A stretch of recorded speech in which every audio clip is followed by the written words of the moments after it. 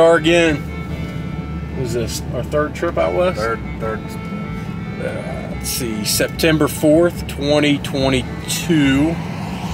And we're in Denver, Colorado. Josh just picked me up at the airport. Kind of game plan for him to drive about halfway out here and pick me up from the airport, and then I'll drive the rest of the way with him. And we don't really have that. We don't really have a plan. I mean, kind of a plan. Yosemite and Sequoia, but we'll hit some stuff in between. Now we just crossed over into Utah, like 20 miles into Utah, like near Mojave or Moab.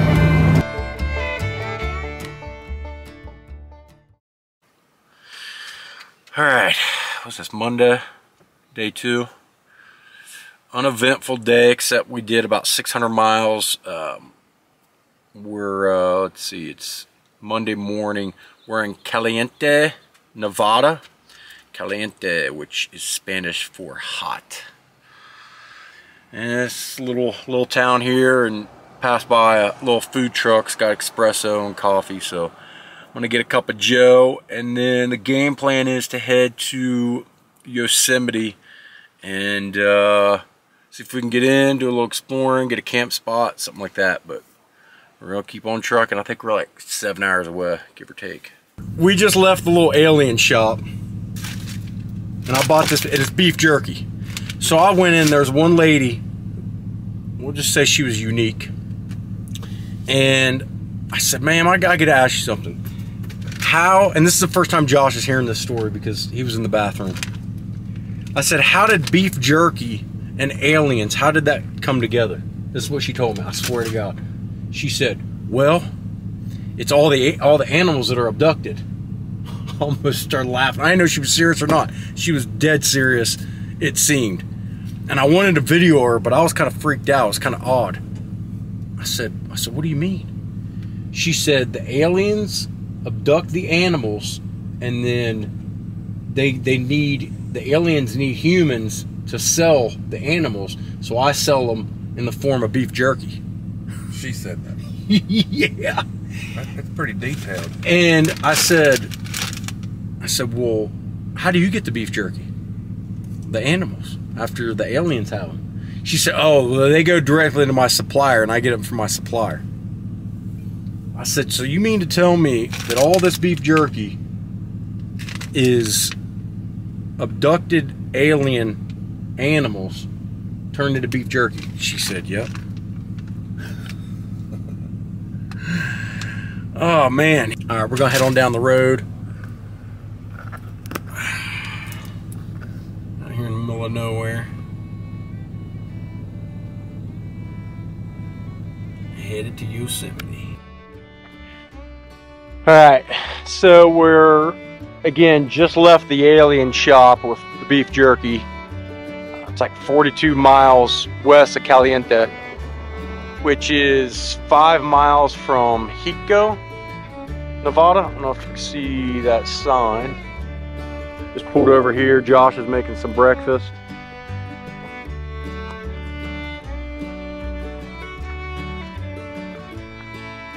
This is the new van, which doesn't have a name yet. What are you making for breakfast there, guy?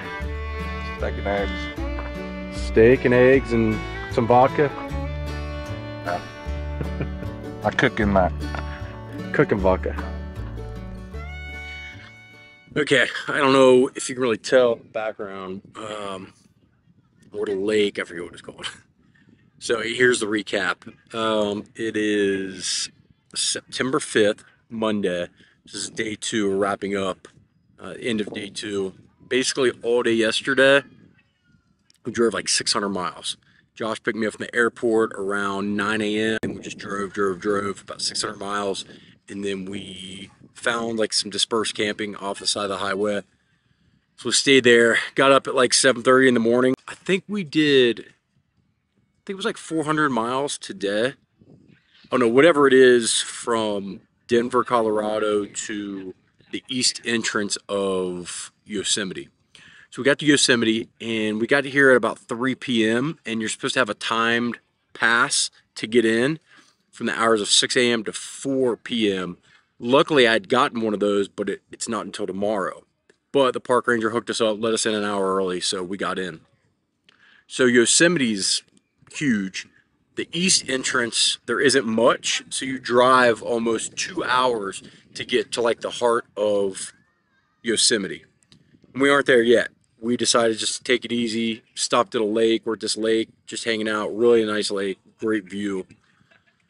And we didn't plan ahead and get a camping spot. We're hoping that'll be okay. There's one place that we can maybe just roll up and get a spot, but we're not sure. Or if we can get some internet, we might be able to get one online. So hopefully we can get a parking or a camping spot in Yosemite tonight.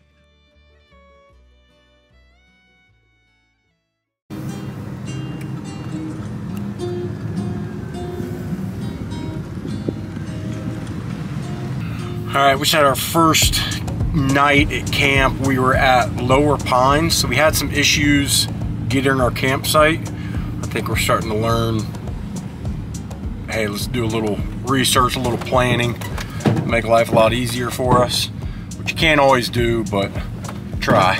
About 9 in the morning, we're gonna head to Yosemite Valley. I guess it's Visitor Center. So Yosemite obviously is a big park.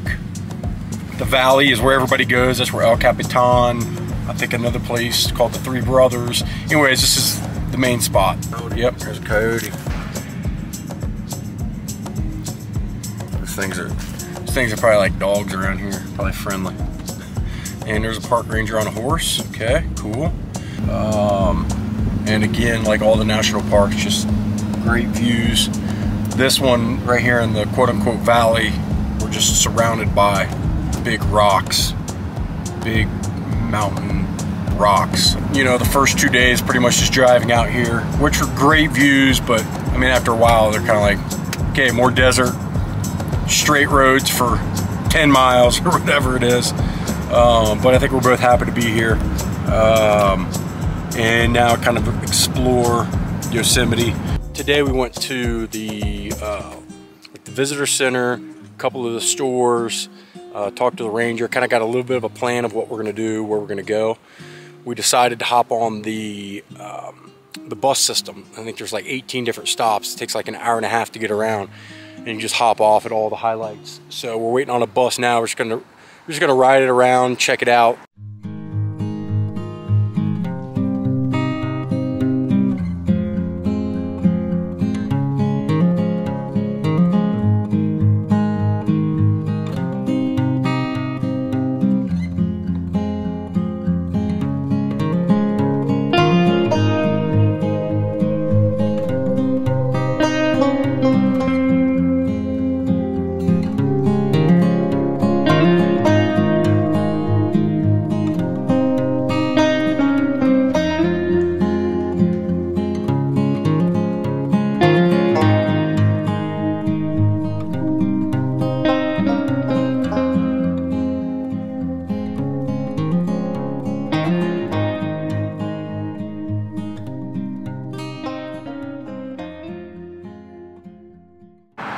So we're at stop number 8, correction, stop number 9, El Capitan Meadow stop.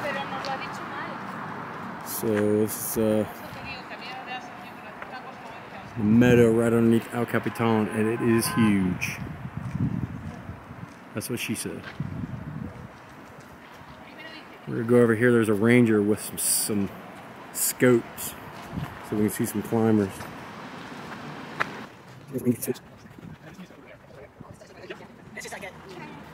I just see a rope. Huh. Wow. Easy. I have another question. Yeah, I'm related to climbing. So, I do not know. Let's see if I can capture that. What did I say? Or lower, right? Yeah, so like, see the silver car? Yeah. Go straight up, there's like a little pine tree. It's literally pointing to the yellow. Yeah, where all the vertical. Yeah, with the vertical shapes are. Yep. Oh, All right. hi there. My name's Gus. I'm one of the climbing rangers in Yosemite. And back behind us, if we spin around here, we've got El Capitan, which, yeah, some people would say is like one of the greatest buildings in the world. It's 3,000 vertical feet tall. 3,000. And right now we've got 2 different climbing teams up on there. Okay. And they're both spending about a week up on the wall. So they're sleeping up there each night. 2 teams of 2, and they're on quite the grand vertical adventure right now. And they're going all the way to the top. They're going all the way to the top. Hopefully that's their plan. So do they have to get permits ahead of time? And yeah, so they're going to have an overnight wall permit to camp up on the top of the wall or Okay. anywhere on the cliff face. Right. Just like you need a backpacking permit. Okay. You need a permit to stay up there. And how long is it going to take them to reach the top? This team on the left, they're on their 4th day up on the wall, and they're about halfway done. Okay. So maybe 3 or 4 more days if they're still moving at the same pace. And then once they get up there, is there a car up there? Can you drive up to the top and pick them up, or do they have to come down? Hike all the way around the right side, And then they hike rappel down with their gear. Oh, okay, Yeah. cool. Thanks, dude. Of course.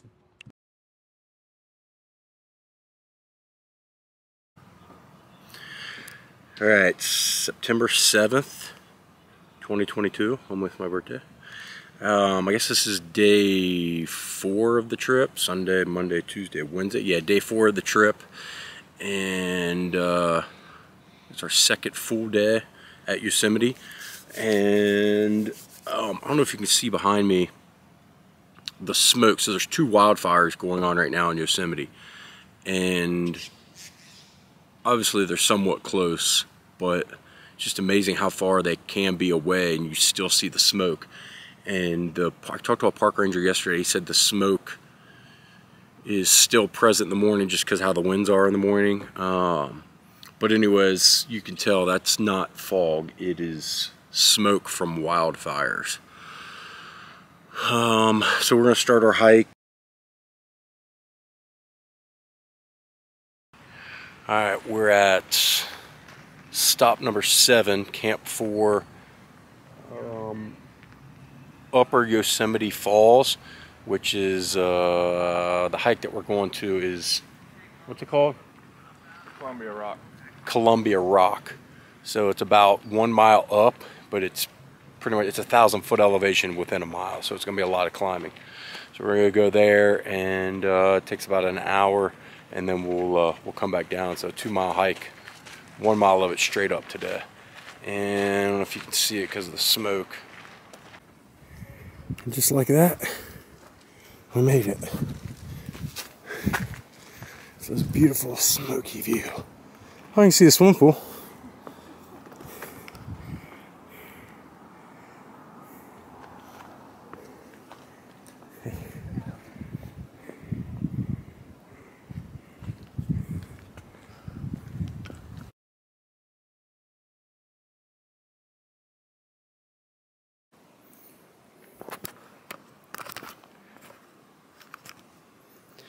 Alright, it's Wednesday still. We're about to do our second hike. We just had some lunch and then played a few hands of cards. And now we are going to do the Muir Lake hike. Still hiking the Muir Lake.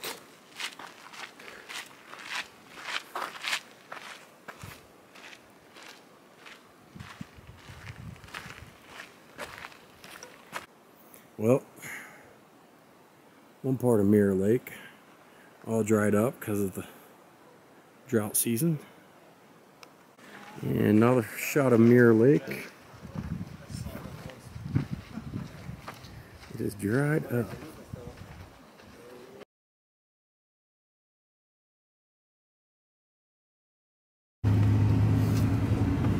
Alright, it's Thursday, day 5. Last night was our last night in Yosemite, and now we made a plan to still see a few things in Yosemite. We're driving to Tunnel View, which is one of the pull-offs that you can see. Apparently it's pretty good views, you can see a lot of stuff. Unfortunately the smoke's still pretty bad. Hopefully it dissipates and we'll get a decent view, but it's kind of just a pull-off on our way. So we're going to take 41 south down through Fresno and get to Sequoia. But before we exit Yosemite, we're gonna go to, I forgot how you pronounce it, but it's the like Sequoia mangrove. Anyways, there's a famous tree called, I know, obviously it's not that famous because I don't know what it's called, but it's I guess the biggest sequoia, or the biggest tree in Yosemite, and it's famous because Roosevelt slept under it, John Muir slept under it. They have their pictures in front of it. It's just a staple of kind of a must-see if you come to the park. So.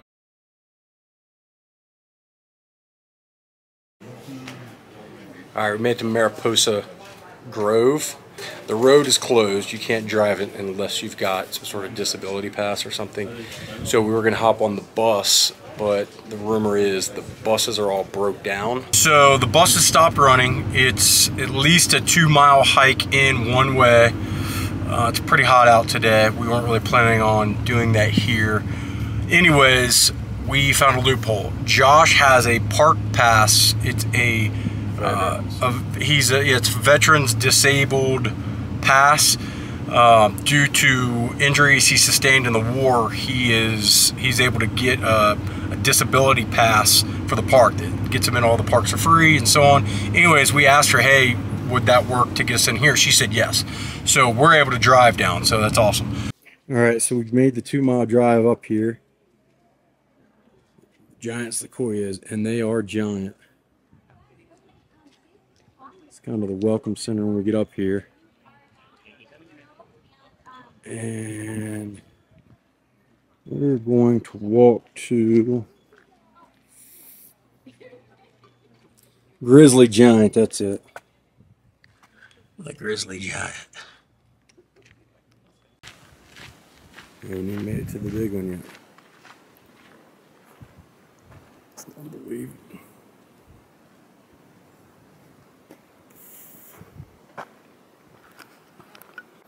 So we're at the Bachelor in 3 Graces, obviously named for these trees, which are huge.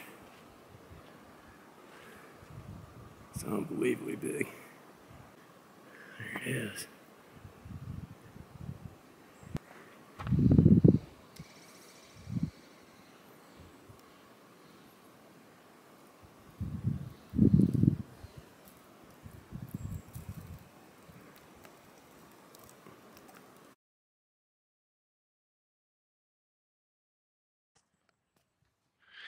All right, so Friday, September 9th, we're in Sequoia National Forest.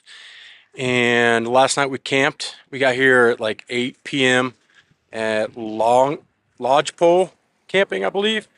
This morning we got up, we got a game plan. We're right here at the, I think it's the Giant Forest Museum. And we are trying to go on a ranger walk. So it's about a 90-minute, 1-mile walk. So I'm assuming they're going to tell us about all these big sequoia trees, and they are huge. Also today we're going to see General Sharman, which is it's the biggest tree as far as a tree mass, biggest diameter, I guess, or overall volume. Okay, folks, welcome. My name is Brian. I am a ranger here at Sequoia National Park. You are standing in the second oldest national park in the United States, and the first national park founded to protect a living organism. What is that living organism? Sequoia tree? The sequoia, that's right. What?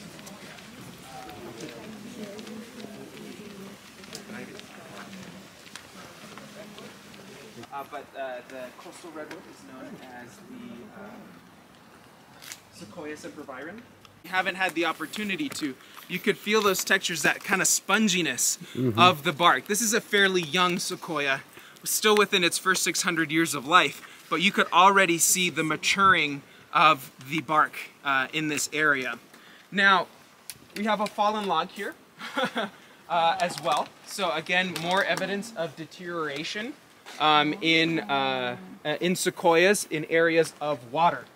This tree most likely died probably within the last 500 years. But we have some trees that are still here in the park that died about 1,000 years ago and are still here. And that, like I said before, is due to the rich tannins or the chemicals that are within the wood that help prevent rot and fire deterioration. So this tree will probably outlive all of us. Here's where we will conclude our tour, just to recap kind of what we've understood along the way, right? We understood that within the last 4,000 years, this is a meadow that's been rich in nutrients. A meadow is an area, a clearing with a lot of vegetation, a lot of plant life, a lot of wildlife. And trees normally do not grow in the center of it. They grow to the sides. Sequoias particularly grow very strong because of the nutrients and water provided by meadows like the one that we just experienced. Follow me, but that is it. And I thank you so much for your time. Thank you. Well, I guess all these people were here for a reason. I guess this is General Sharman, the world's largest tree by volume in the world. That's it.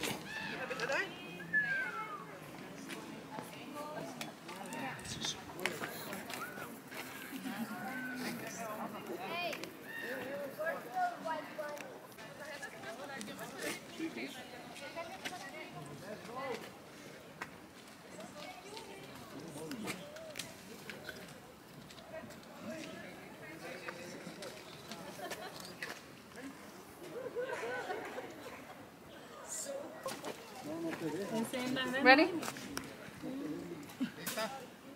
Una, dos, tres.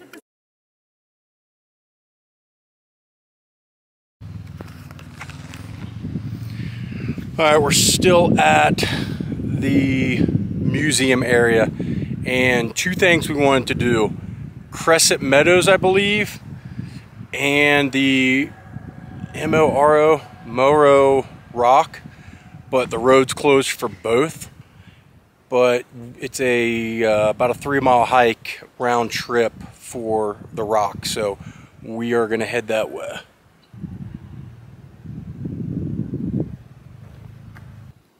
So inside of a burnt out sequoia tree.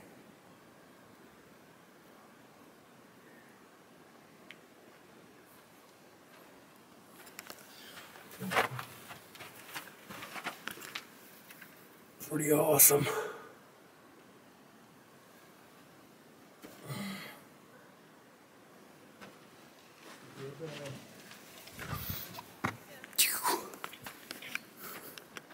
All right, we're almost to Moro Rock.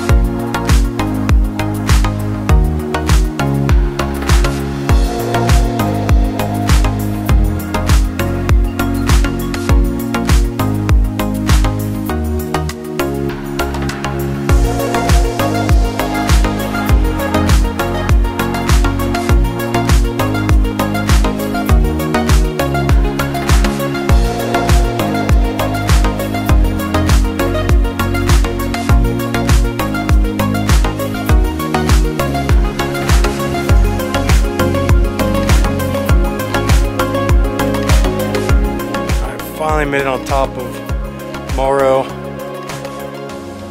Rock, which is Mount Whitney, which is the tallest peak in continental U.S. is 14,000 something feet. This is 1,000 feet less, so probably 13,000. Pretty high up here. It's great music.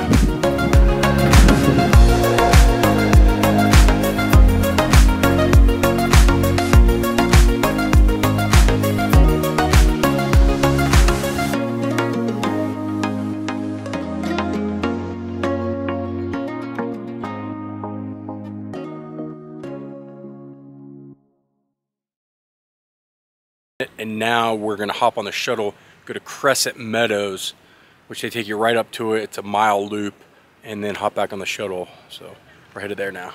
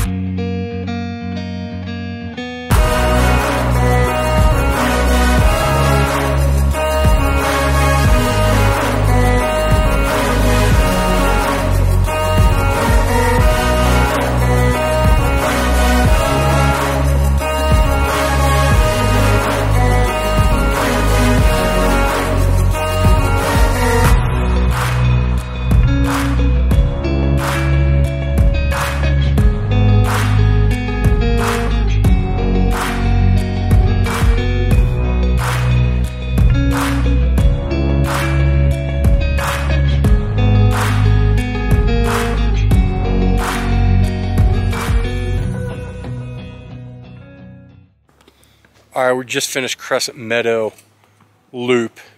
It was awesome. I mean, we still haven't got over the fact how big these sequoia trees are. I think that's pretty much going to wrap up our time at Sequoia. We got here late last night, just went to the camping spot, and really just had one day here, one full day, which we knocked out quite a bit. Crescent Meadow hike. We went to, I forget what it's called, but it's like a mile loop. Something about the giants, and we did that with a ranger for a ranger walk, which was really good. And then we did walked up to Morrow Rock, awesome view, kind of like Angel's Landing in Zion. We saw General Sharman, the largest tree by volume in the world. But yeah, it was good. You know, we got it in. You know, of course, a few more days here would have been nice, but kind of limited on time. So, but we made the most of it. So that kind of wraps up for Sequoia National Park.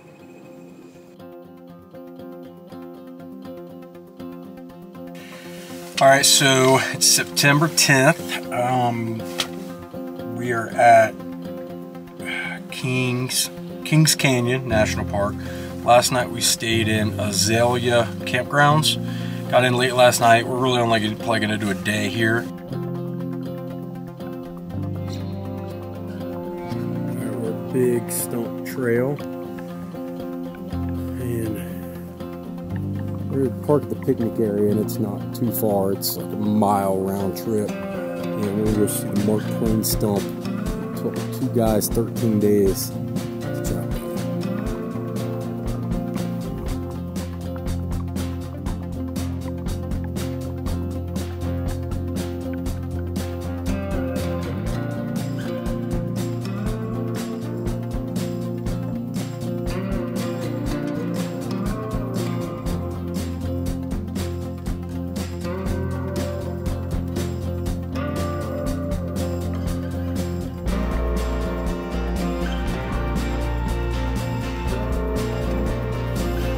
Trail split off that way and this way. I don't know if they meant for it to go across this or this fell in the past 50 years or something. It's just unbelievable how big this tree was.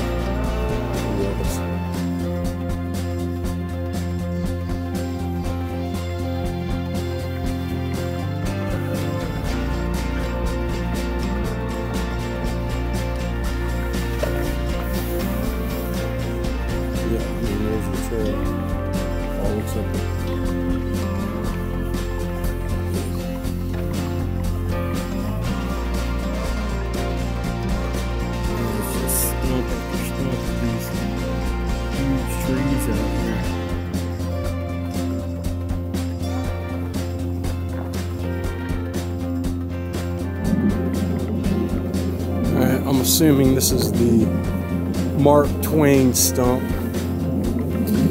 I'm not sure why it's called the Mark Twain stump, but again, took 2 men 13 days to cut this thing down.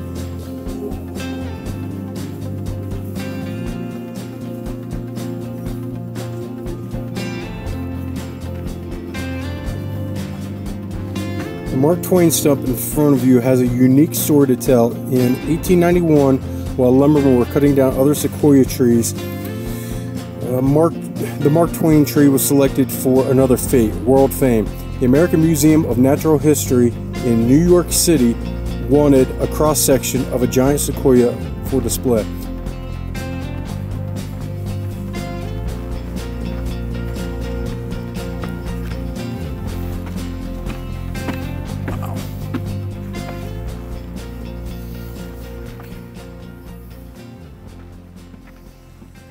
I mean, the camera can't even capture it.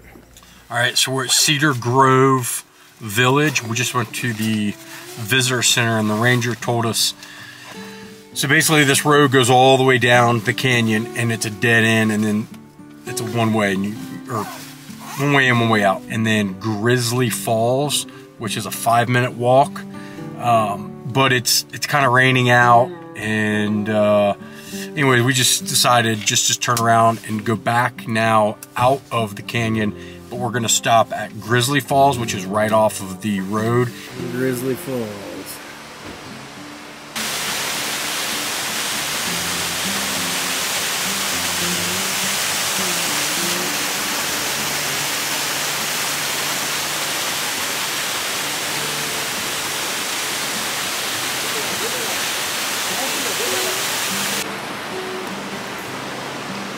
So just outside of Kings Canyon, I guess National Forest. This awesome river here. I think it's the South Kings River.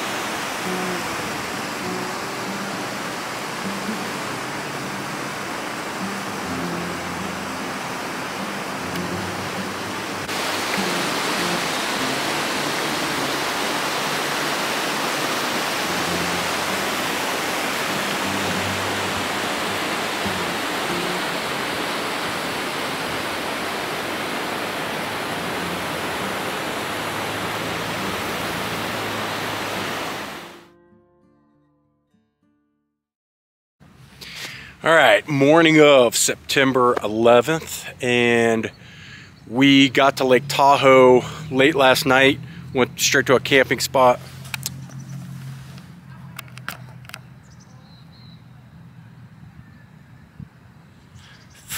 Amateur hour here.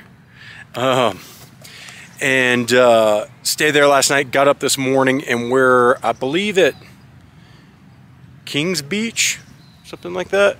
You can see Lake Tahoe behind me, and you can see obviously I'm wearing a jacket. It's a little cool here in the morning. It's supposed to warm up. I'm not sure what the water temperature is, but I'm assuming it's probably pretty cold. But anyways, also the visibility is not that good.